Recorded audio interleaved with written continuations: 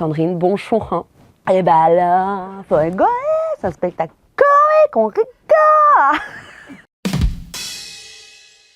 La première vanne que t'as écrite / jouée sur scène. En fait, là, je l'ai pas la vanne comme ça, mais j'avais dit en gros que j'avais été à Londres 24 heures, 8 heures de bus aller, 8 heures de bus retour, 8 heures là-bas. Et c'est vrai, j'avais fait 8 heures là-bas, et en gros, j'étais rentrée dans un Starbucks pour me dépayser, je voulais parler un peu anglais et tout machin, et le mec à l'entrée du Starbucks, il m'a parlé français, j'étais en mode pas du tout en fait. Tu vas te faire 8 heures de bus, tu vas parler anglais, tu vas que parler anglais, tu vas pas me dire tu veux de la crème, tu vas me dire you want the cream, et on va parler anglais frère. En fait. Justement, c'est quoi la jeunesse de l'écriture d'une vanne? Moi, c'est beaucoup ma vie, ce qui se passe en fait, mes anecdotes, etc. Ma famille, mes collègues, Sandrine, mes petites galères, etc. J'en parle généralement à des potes avant.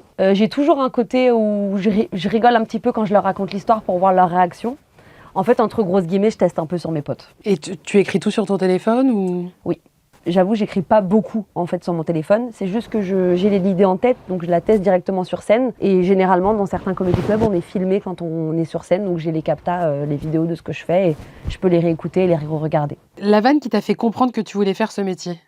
Il n'y en a pas. Il n'y a pas de vanne qui m'a fait comprendre que je voulais faire ce métier. Déjà, c'est arrivé comme ça, ce métier en vérité. Et c'est plus des personnalités, tu vois, une façon d'être. C'est quoi ta vanne préf de tous les temps, mais de quelqu'un qui n'est pas du métier? Après, ma mère, je sais qu'elle en fait énormément, hein, mais sans s'en rendre compte. Ah oui, elle est...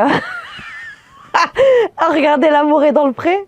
Et ma mère, elle croyait que c'était un système d'élimination. Elle a dit, de toute façon, elle va être éliminée, elle. Tu sais, quand les deux dames ou les deux messieurs, ils vont chez l'agriculteur ou l'agricultrice, et on regarde l'émission, elle dit, de toute façon, elle va se faire éliminer. Je dis, mais il n'y a pas d'élimination là, ils font connaissance. Et en fait, c'est plein de trucs comme ça. Dit comme ça, c'est peut-être pas marrant, mais franchement, ma mère, elle fait des vannes à la seconde. Mais tu sais, surtout rien, surtout sur la vie, quoi. Le type d'humour qui te fait rire, c'est quoi? L'humour d'observation, l'autodérision, le second degré et le côté fou sur scène. Le type d'humour qui te fait pas du tout rire? Je suis pas très penchée, moi, humour, tout ce qui est politique, etc. Parce que moi, quand je vais voir un spectacle, j'aime bien justement me changer les idées et me sortir un petit peu de tout ça, juste pour me marrer, quoi. Mais je sais qu'il y en a plein qui sont fans, mais moi, je sais que j'aime bien les vannes plutôt tranquille. C'est quoi le truc qui te fait le plus marrer avec tes potes? Les vidéos de gens qui tombent. Ou les vidéos, en fait, les vidéos IA, tu sais, tu vois ou pas, quand ils interviewent par exemple des gens et les gens ils pètent un plomb, tu vois, j'ai l'impression d'avoir 87 ans. Rien me fait marrer, moi. Alors que si ils tombent et ils se font mal, ça va pas me faire rire. Si ils trébuchent, je suis MDR. Parce que je sais ce qui se passe dans leur tête quand ils trébuchent. Je sais qu'il y a une honte, il y a un coup de chaud qui arrive. Parce que moi, je trébuche très souvent, donc je vois. Et j'ai envie de me marrer aussi quand je tombe. La vanne dont on te parle tout le temps? Sandrine Bonchon. Parfois, on m'arrête dans la rue et on m'arrête en Sandrine au lieu de Nash. On me dit « Ah, Sandrine !» Je dis « Oui !» Et là, tu te transformes en Sandrine? Ouais. Bah oui, je vais pas décevoir. Je me retourne, je fais coucou. Mais après, ils savent que c'est moi, etc. Mais c'est vrai que le Bonchon, c'est celui qui est resté le plus et c'est celui dont les gens se rappellent le plus, quoi.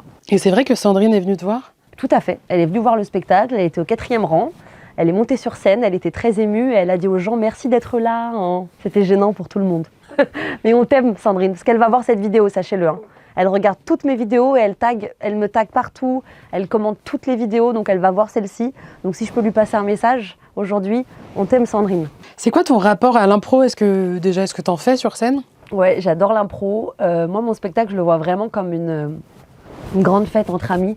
Tu vois, je dis beaucoup dans mon spectacle, c'est une émission, c'est mon choix un peu, où on se retrouve tous, où je partage mes anecdotes et où le public aussi peut me partager ses anecdotes, ses galères, etc.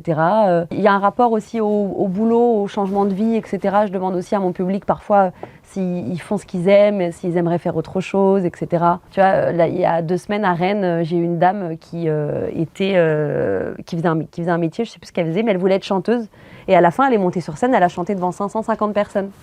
Et elle était trop contente. Est-ce que tu as une anecdote d'impro, genre hyper gênante ou un peu difficile à... Tu vois, où tu t'es dit... J'étais à Lille et j'ai dit à une dame, donc pareil, pendant le spectacle, je demande s'il y a des gens qui se sont déjà fait tromper. Elle me dit oui, son mari avec sa meilleure amie. Ils ont eu un enfant. Le mari est mort. La meilleure amie est morte. La femme a élevé l'enfant. Non mais moi, je vous avoue, non mais je vous dis, c'est mon choix, mon spectacle. Je vous dis non mais il y a pas de vanne, genre vraiment. Et je l'ai adoré, j'ai été dans le public et tout, je lui ai parlé, c'était extraordinaire. Véro, qu'elle s'appelait. L'humoriste que tu n'as jamais pu voir sur scène et que t'aimerais voir? Et Likaku, j'aurais adoré pouvoir le voir. Vraiment, c'était... J'ai regardé ses cassettes en boucle du Point Virgule où justement Gad Elmaleh faisait les premières parties. J'adorais cet artiste. Je connais tout son spectacle par cœur. C'est laquelle ta vanne préférée? Franchement, tout. Et bah là, faut rigoler, c'est un spectacle comique, on rigole. D'ailleurs, pour la petite histoire, il y a un an, j'avais les cheveux roux et j'avais acheté une veste léopard. Voilà. Donc tout le monde disait que j'étais l'attachée de presse d'Elikaku parce que j'avais les cheveux roux et le manteau léopard. Voilà. Si vous n'avez pas la ref, c'est... Oh, on met l'extrait.